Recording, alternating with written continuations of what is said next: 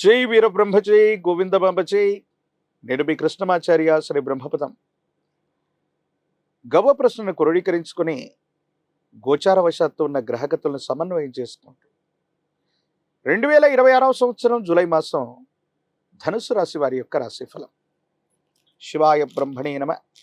వీరబ్రహ్మేంద్ర స్వామినే నమో నమ. జై వీరబ్రహ్మజై గోవిందమాంబజై.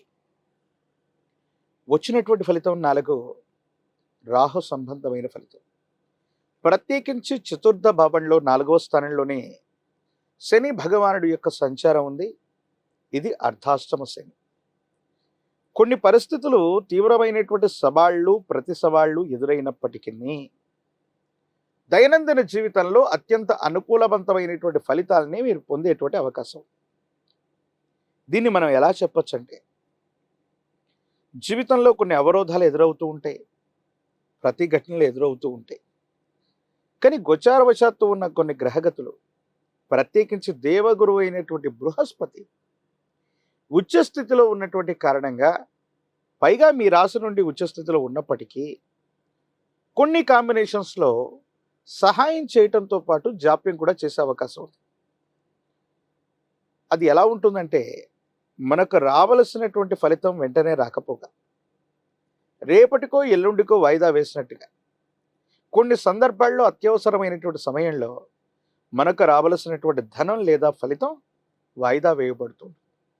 అంటే ఎదురు చూసేటువంటి తత్వంతో కాస్త మానసిక సంఘర్షణ అధికమవుతుంది. వీటితో పాటుగా ఆరోగ్యపరమైనటువంటి అంశాల పట్ల కూడా జాగ్రత్త. ఉత్కంఠగా ఉన్నటువంటి సందర్భాలు, జీవన ప్రయాణంలో ప్రతి సందర్భంలో కూడా ఆందోళన కలిగించేటువంటి సంఘటనల వల్ల తీవ్రమైనటువంటి తలనొప్పి, మానసికమైనటువంటి ఒత్తిడి, డిప్రెషన్స్కు లోనైపోవటం, ఇలాంటి సందర్భాలు కొన్ని జరిగేటువంటి అవకాశం ఉంది. అంటే అవుతుంది అనుకున్నటువంటి పని చిట్ట చివరి వరకు చాలా ఉత్కంఠగా సాగి అది జరగడం, లేదా కొంత మళ్ళీ వాయిదా తీసుకోవటం, మళ్ళీ ఆ పని పూర్తయ్యే వరకు శారీరకంగా మానసికంగా బాగా అలసిపోవటం, ఇలాంటి అంశాలు కొంచెం మీకు అనుభవంలోకి వచ్చే అవకాశం ఉంది. కాబట్టి మీ శరీరాన్ని, ఆరోగ్యాన్ని, మనస్సుని సమన్వయం చేసుకుని ముందుకు వెళ్ళటం పని ఖచ్చితంగా అవుతుంది. కానీ అనుకున్నటువంటి సమయ వ్యవధికి అటు ఇటు కావచ్చు, కానీ మంచి ఫలితాన్ని అయితే తప్పకుండా పొందేటువంటి అవకాశం ఉంటుంది. కాబట్టి గ్రేస్ పీరియడ్ని నిర్ణయించుకోవటంలోనూ, ఏదైనా సమస్యను పరిష్కారం చేసుకోవటంలోనూ కొంత ఓర్పు సహనాన్ని కలిగి ఉండటం చెప్పదగిన సూచన. కొన్ని సందర్భాల్లో మానసికమైనటువంటి సంఘర్షణలు, మానసికమైనటువంటి ఆందోళనలు, ఇవన్నీ కూడా పక్కన పెడితే ఆర్థికంగా చాలా ఉన్నతమైన స్థితిగతిని మీరు చూస్తారు. ఎప్పుడో మనకు జరిగినటువంటి అవమానం, కొన్ని విషయాల్లో మనం ఎదుర్కొన్నటువంటి ప్రతిఘటన, ఎక్కడైతే ఇబ్బందులు జరిగాయో మళ్ళీ అక్కడే మీకు రాజ్యపూజ్యం, గౌరవం లభించేటువంటి అవకాశం. కొంతమంది వ్యక్తులతో దీర్ఘకాలికంగా ఉన్నటువంటి విరోధాలు తొలగిపోతాయి. వాళ్లతో మళ్ళీ మీరు సఖ్యతగా ఉండేటువంటి అవకాశం కూడా కనిపిస్తుంది. సమాజంలో మీ యొక్క గౌరవం పొందటం, సమాజంలో మీ యొక్క ఖ్యాతి పెరగటం, సానుకూలవంతమైనటువంటి స్థితిగతుల్లో జీవన విధానం ఉండేటువంటి అవకాశం ఉంది. కానీ ఈ అర్ధాష్టమ శని వల్ల మాత్రం ఇంటా బయట ప్రతిష్టంభనలు, వాహనానికి సంబంధించిన మరమ్మతులు, వాహన ప్రమాదాలు, గృహానికి సంబంధించినటువంటి మరమ్మతులు, ధనం అన్యాయంగా ఖర్చు అయిపోవటం, ఇవి మాత్రం కొంచెం ఇబ్బంది పెట్టే అవకాశం. వీటి పట్ల కొంత మీరు జాగ్రత్తగా ఉండటం చెప్పదగినటువంటి సూచన.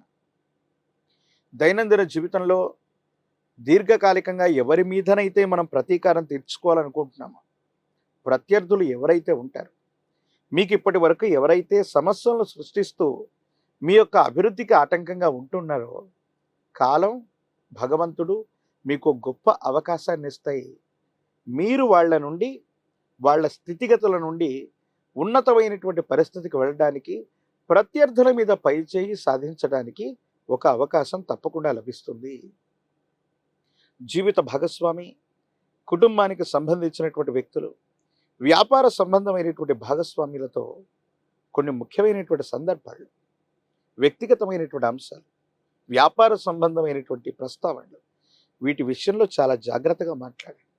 అర్థాలు అపార్థాలు అవ్వటం, అపోహలకు తావిచ్చేటువంటి అవకాశం ఉంటుంది. వీటి పట్ల జాగ్రత్తగా ఉండండి.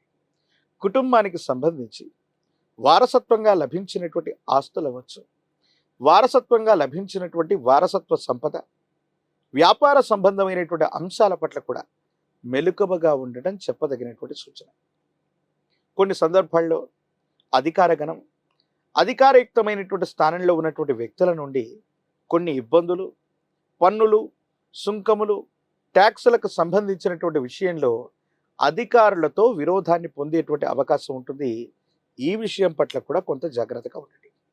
ప్రత్యేకించి ఈ రాశి జాతకుల్లో రాజకీయపరమైనటువంటి రంగంలో ఉన్నటువంటి వాళ్ళకి చాలా గొప్ప ప్రయోజనాలు ఉన్నాయి. అర్ధాష్టమ శనిలోనూ అద్భుతమైనటువంటి ఫలితాలు వస్తాయి. ఎక్కడ గౌరవాన్ని కోల్పోయారో అక్కడే మళ్ళీ పదవులు, ప్రజా సంబంధమైనటువంటి బాంధవ్యాలు లభించే అవకాశం ఉంటుంది. విద్యార్థులకు యోగదాయకమైనటువంటి పరిస్థితులు ఉన్నప్పటికీ కూడా ఏకాగ్రత లోపించటం వల్ల సరైనటువంటి ఫలితాలు లభించకపోవటం కొంత మానసికమైనటువంటి ఆందోళనకి కారణమవుతుంది. మరో ముఖ్యమైనటువంటి అంశం ఏంటంటే, నిరుద్యోగులకి ఉద్యోగ కాలం, వివాహం కానటువంటి స్త్రీ పురుషులకి యోగదాయకమైనటువంటి పరిస్థితులు కూడా లభించే అవకాశం. అనునిత్యం కూడా మీ దైనందిన జీవితంలో ఆరోగ్యం మరియు ఆర్థికపరమైనటువంటి పరిపుష్టి రావటానికి సూర్య భగవానుడి యొక్క ఆరాధన విశేషం. ఆదిత్య హృదయాన్ని విశేషంగా వినండి, ఆదిత్య హృదయాన్ని పారాయణ చేయండి. సూర్య భగవానుడికి నీటిని అర్ఘ్యంగా వదిలిపెట్టడం, ప్రతినిత్యం కూడా 12 సార్లు ఓం ఆదిత్యాయ నమః అన్నటువంటి మంత్రాన్ని చదివి నీటిని సూర్య భగవానుడికి అర్ఘ్యంగా ఇస్తూ సూర్య నమస్కారాలు చేయటం అనుకూలవంతమైన ఫలితాలకి కారణమవుతాయి.